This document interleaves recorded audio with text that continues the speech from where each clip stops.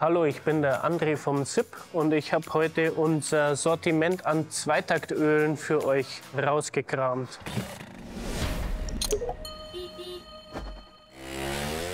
Ich würde in der heutigen Zeit definitiv dazu neigen, ein sehr hochwertiges Öl zu kaufen, davon die kleinstmögliche Menge einzufüllen. Das ist dann also Mischungsverhältnis 1:50, weil es gibt eigentlich keinen Grund mehr, Mischungsverhältnisse wie im Tuningzylinder sind vielleicht zum Beispiel 1:30 in der Bedienungsanleitung angegeben. Und noch schlimmer ist es eigentlich bei so richtigen Oldtimer-Motoren, die kein Nadellager oben im Kolben haben, am Kolbenbolzen, sondern ein Gleitlager, die muss man mit 1:20 Mischung fahren. Also das ist wirklich technologisch, ist das Steinzeit. Und wenn man mit so einem Roller fährt, ja, der qualmt so enorm, da traut man sich von Haus aus heute in keine Stadt mehr rein.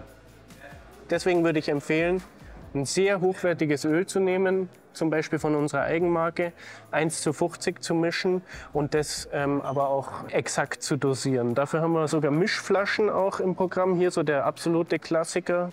Und dann unser Eigenprodukt auch hier, unsere Squeeze-Flasche, finde ich besonders empfehlenswert.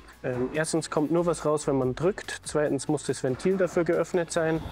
Aber welchen Kraftstoff tanken wir denn mit unseren Zweitakt-Rollern? Also hier haben wir ein Schnittmodell von einem PX150 Motor.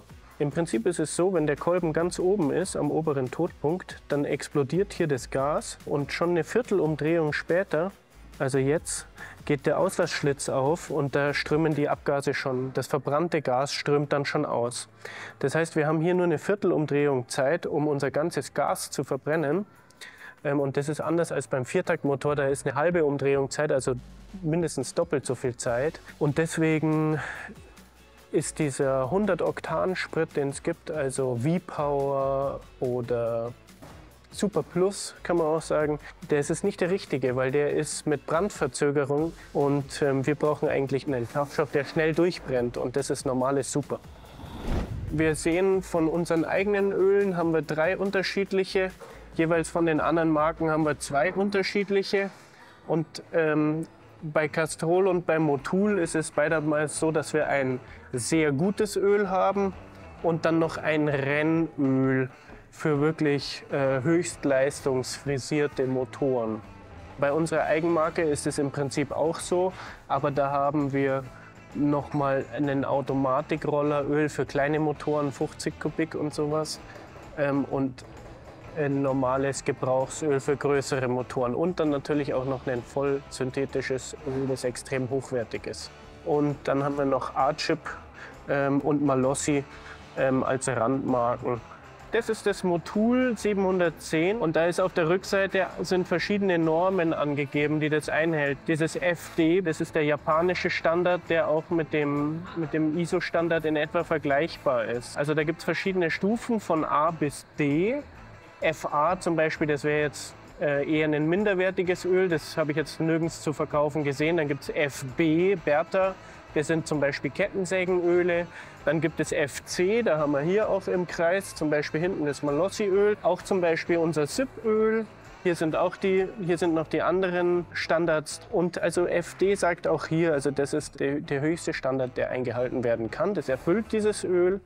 Und noch zusätzlich ist es mit einer Low-Smoke-Eigenschaft. Und jetzt wird es ganz interessant, weil die richtig hochwertigen Öle, diese beiden Rennöle, die wir da haben, die sind mehr als Standard, die erfüllen sogar schwarze Magie. Ja? Und wenn man da auf die Rückseite guckt, also da sieht man dann, da sind eigentlich keine Standards mehr angegeben. Ich würde aber auch dann nicht jetzt anfangen, Rennöl zu fahren, weil Rennöl erfüllt ja auch die Standards nicht. Das hat, glaube ich, auch einen Grund. Und ich glaube, genauso wenig wird bei Rennöl auch auf die Gesundheitsschädlichkeit geachtet. Ja? Also ich würde ein hochwertiges Standardöl kaufen, zum Beispiel unser goldenes oder das Motul 710 oder ein gutes Castrolöl. Das in einer geringen Menge verwenden, sparsam. Und ich glaube, dann ist es preislich auch nicht so teuer und der Umwelt und den anderen Verkehrsteilnehmern am meisten gedient. Ich hoffe, ihr fandet das ein bisschen erhellend und habt es nicht schon alles gewusst. Kommentiert gerne, wenn ihr noch Fragen habt oder Anmerkungen. Und ansonsten liked sehr gerne. Ich sage danke fürs Zuschauen und freue mich, wenn wir uns beim nächsten Kurzvideo wiedersehen.